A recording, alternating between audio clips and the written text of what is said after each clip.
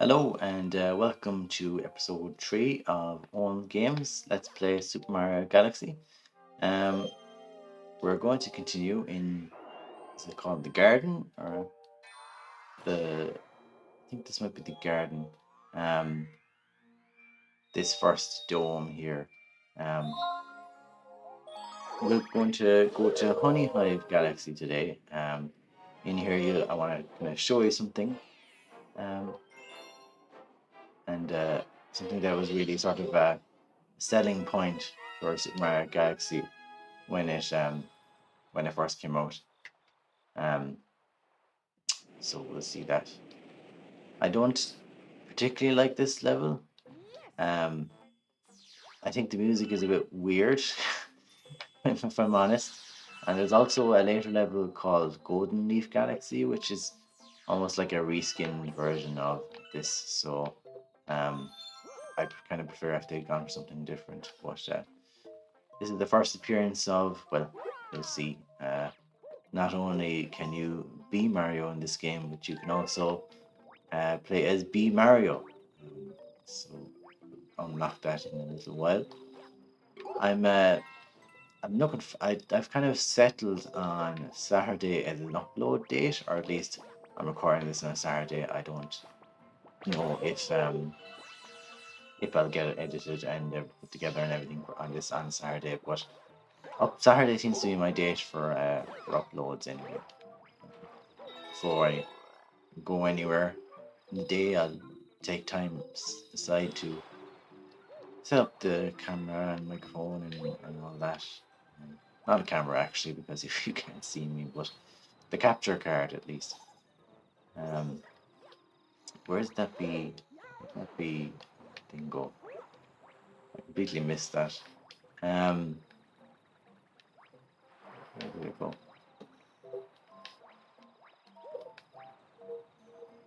Um, so yeah, but no, I'm really starting to enjoy getting to the rhythm of these let's plays now. I know I've only done three, so I'm not Jacksepticeye or one of those beloved YouTubers yet, but I still have I have 13 subscribers, which is I watched Ghostbusters Afterlife last night. I'm a big Ghostbusters fan and hadn't seen that before, but there was a joke in there about having this guy having only one subscriber. So the fact that I have 13 is gives me an edge on that character at least. Uh, I'm after completely losing my place here. I thought the B thing was over here, but it would make more sense if it was down here, which it is. Something else that I feel is I'm getting from these let's plays is that for a long time I've been into games. I bought a Nintendo 64 in 1998, and before that I had an Amstrad. So I've been into gaming a long time, and when I'm not playing games, I'm reading about them or watching things about them or writing about them, all these different things. So it's a real passion of mine. There's nothing in my life really that I would um no other interests I would say I'm as you know interested in as gaming. But at the same time, I don't really have a whole lot of people to share it with. There are people I know, obviously, some of them are watching this who are into games, sure. But I couldn't necessarily say that they want to talk about it as much as I do, or that they've played, or that they've been at it for as long as I have. There's not everyone has had an Amstrad CPC 6128 or whatever. Um, so it's hard to find someone who's kind of on the same level as me. And that's not a sort of derogatory kind of condescending. No one is on the same level as me. It's just that you know, uh, I guess it's hard to find someone who relates to my experience as much. But with this Let's Play channel, I'm thinking maybe if I can't go to them, or if I can't find them, or if it's hard to even break into those kinds of circles, then maybe they can come to me. Maybe someone will see this on YouTube and appreciate it in the same way I appreciate the YouTubers that I've come across, the people who are publish about gaming all the time and are as into it as much as I am. So we'll see what comes of it. Um, yeah, so as you can see, I've been playing as B Mario here, so I'm able to hold A and sort of bumble around. So now we're going to try and do this, I think. And where I really want to head is to, I don't know if you can see it here, but to the queen bee who is having a sort of a back problem, a sort of a scratch that she needs itched. I think there's a lot of tasks and platforms and things that have characters. It's almost like that old fable about the lion who has is it the lion who has a thorn in his paw and it's removed by a small creature. Um, a lot of video game platformers have take that kind of model, I think, where you're trying to help an animal. Banjo Kazooie is full of that kind of thing. Um, Another game that I'd love to play here, Banjo Kazooie. Um, I don't even know if I'm going the right way now, but we seem to be. So yeah, so if you that sounds like you, if you're watching this and you sound like, oh, I love games that much, I've avoided all number of social outings so I could play Super Mario Galaxy. Then please subscribe, please join me because I've got loads more planned. Super Mario Galaxy is the start of it. We're only a couple of episodes in, but there's lots of other games I'd like to play, as I discussed last time. So yeah, nearly there now. Just to climb up here a little bit more. Whoa, and not drop. I could go for that coin over there. Maybe I need to go for that coin over there. Let's see. Whoa, whoa, whoa, whoa. Oh no, God. All right, okay. Next time, don't go for that coin. That's the message to everyone. Do it out if it comes up. The only thing now is, do I have the bee costume? Oh, here it is. Yeah, okay, perfect. So we're not set back too far. I suppose that's the thing about modern gaming. If you do die, if you do fall into that black hole of nothingness at the bottom, you're only going to be set back a few screens. Whereas it's a different story in the olden days. Even on 1064, if you died, you could be set back to the start of a level, or I can't think of any instance. Well, maybe in a game like Yoshi's Story, where if you lose all your lives, then you're back to the start of the game. But there were a few examples of that kind of thing, at least. And definitely a more challenging difficulty curve. That said, for in terms of accessibility, in terms of people wanting to be able to play these games, if they're too difficult, they can be off-putting. Some people like the challenge, and I do, but at the same time, not everyone is such a. People might be more casual when they play. The most furious itchiness plagues our entire being. It must be stopped. Please find the source at once. So yeah, this bee is being plagued by an itch, and we have to find out the source of it. And because we're a bee, we will have no problem doing this. Is this the way we want to? We just have to. Oh yeah. Yeah. Well, no. Yeah, right. So one of the things you'll see is that B Mario is allergic to water and it instantly kills him. Um, and he can't step on the flowers either as normal Mario because he's too heavy. So yeah, one of the things that really stood out when this game came out was the sort of texture of this queen bee. You can see it really does look furry, or however you want to describe a bee. Uh, so I remember screenshots and magazines of this image, and being like, this is sort of the new era of gaming. even though the Wii didn't have as great graphics compared to the Xbox 360 and PS3, there were definitely games like this and like, say,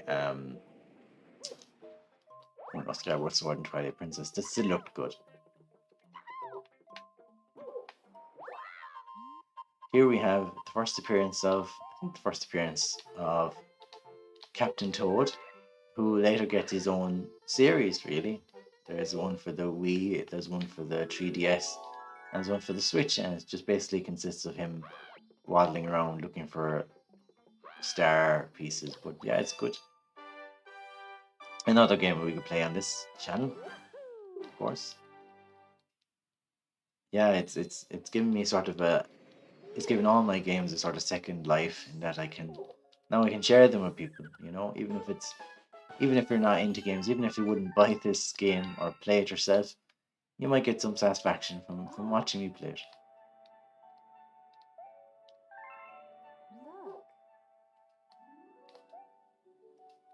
So Rosalina has said that our friends have just arrived.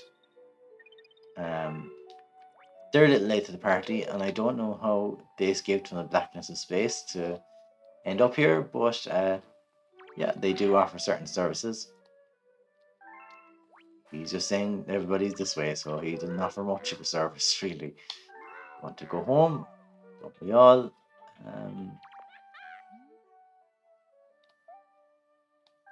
Mario says, or Toad says, Captain Toad says we're on this together. And they're building a ship, so it kind of resembles the remains of the onion, or not the onion, but the dolphin in Pikmin, doesn't it? Has that kind of shape, sort of ovally kind of shape. Right, so that's star number 4 acquired. So we'll go back in here. I don't know actually how many stars we need in order to access the first boss fight, but I don't think we're that far off. They're inaccessible as of yet. Oh, 8, okay, so 8 is our goal at the moment. Honey 5 or good egg? I'll go good egg.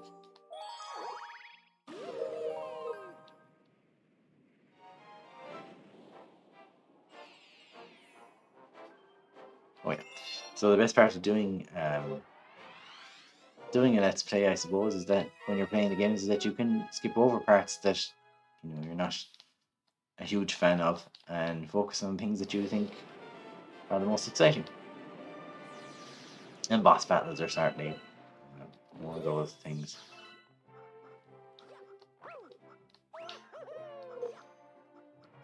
If I'm right, this is, I think, the way we need to go. At least I don't think that was there before. Whoa, whoa. Right. Here might just be a place to grab coins. Oh yeah, so this is another thing that comes back. I don't think is in Super Mario Sunshine, but is in Super Mario Odyssey. These sort of trails of notes. And if you follow them correctly, they play the underground theme from Super Mario Brothers. And you get an extra life. If you can grab it in time. Okay. So yeah, so that's handy. Super Mario Galaxy is probably a game where you do need lives, really. There are some harder missions towards the end of the game. I'm thinking in particular of the Purple Coin Challenge, which we'll probably do when we get to it, where you have to collect 100 coins in a time limit, 100 purple coins in a time limit, and so yeah, that those lives will come in handy for then. So that Toad said, yeah, perfect. To just hit those spiky things with coconuts. So we'll do this again. There is a Japanese concept when it comes to gaming. I forget the name of it, but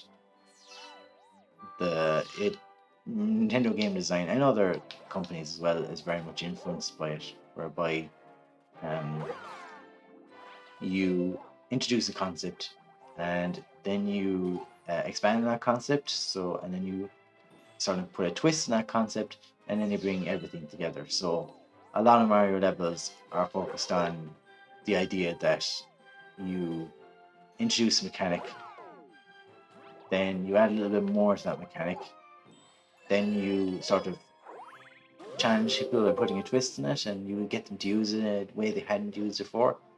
Um, and finally, then you bring it all together. So you challenge them with everything they've learned.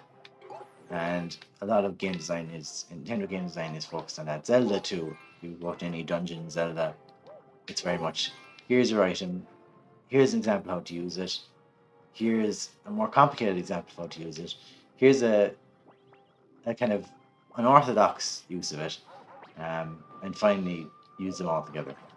Um, I'll try and get the name of that concept for the next episode because it is an interesting one. I think it begins with H, but there's a lot of words that begin with H, so a lot of words in Japanese that begin with H, so it could be completely off there.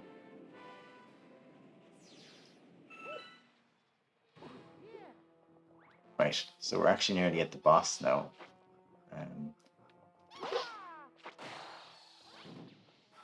King Caliente.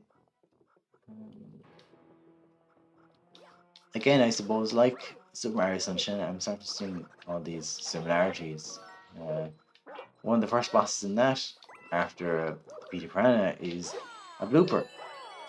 There's another sort of octopus guy, so maybe they were using Super Mario Sunshine as a kind of model. There's a big, big danger up ahead. If things get really bad, shoot at these. So you fire these at these coins on the ground, and they'll transform into real coins. So yeah, we'll go up here and see if we can't beat King Caliente. It's another example, actually, of Super Mario Galaxy being used to promote the Wii and of sort of cutting edge graphics. You have this sort of gooey chocolate, and the sort of lighting here is very good. So what I want to do is wait for him to fire something that isn't covered in flames or treacle, and then we're going to fire it back at him. And you might need to do the old Master Sword trick to get it back at him.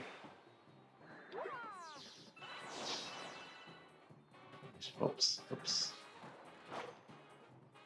Whoops, whoops. My controller is kind of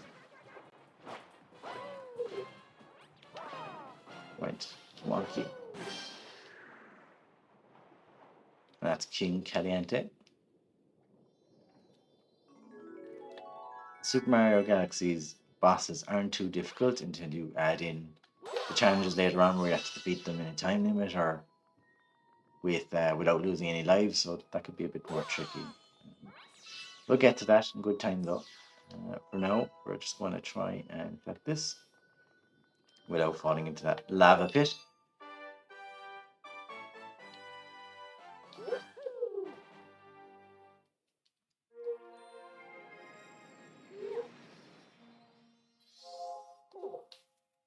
And that's Power Star number 5. At this stage, I think we'll probably be able to activate Terrace, is what it's called. I think I was calling it the garden or something, but Terrace is what the first one's called. So I think I'll leave this one to the next episode, but it's a fun one if it's the one. Yeah, it is. Loop de Loop Galaxy. So this one is like a sort of a surfing mini game. So look forward to that in the next episode. Don't forget to like, comment, subscribe. It all helps. I also have an Instagram now, which just is just own games. So have a look at that, and I'll be promoting this content on that too. So see you next time.